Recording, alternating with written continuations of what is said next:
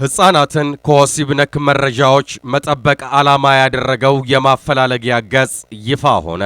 ጎግል አዲስና ለየት ያለ አገልግሎት የሚሰጥ የማፈላለጊያ ገጹን ይፋ አድርጓል። ኪድል የተሰኘው አዲሱ ማፈላለጊያ ገጽ አቀራረቡ የጎግልን አይነት ሲሆን በይዘት ግን የተለየ ነው። ተጠቃሚዎች ወደ ገጹ ገብተው የፈለጉትን እንዲያገኙ ሲያደርግ ከጎግል ለየት ያለ መንገድን ይከተላል። አላስፈላጊና በቤተሰብ ደረጃ እንዲሁም ሕፃናት ሊያዩት የማይገባቸውን ገጾች በዚህ ድረገጽ ማግኘት አይታሰብም።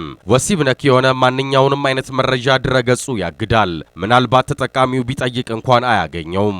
ገጹ በዋናነት ሕፃናትን ታሳቢ ያደረገና ሕፃናት ሊያገኙት የሚገባን መረጃ ብቻ የሚያቀርብ ነው። ይህም ለቤተሰብ ትልቅ እፎይታ ነው ተብሏል። ሕፃናትና ታዳጊዎችን ካላስፈላጊ ነገሮች ይጠብቃልና።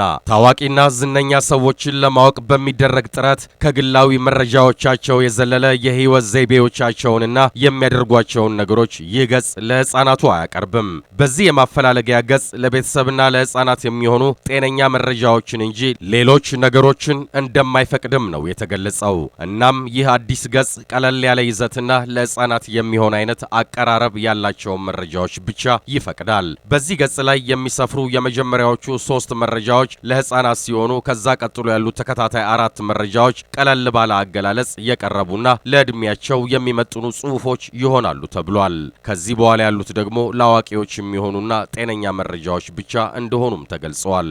የዘገባው ምንጭ newssky.com ነው።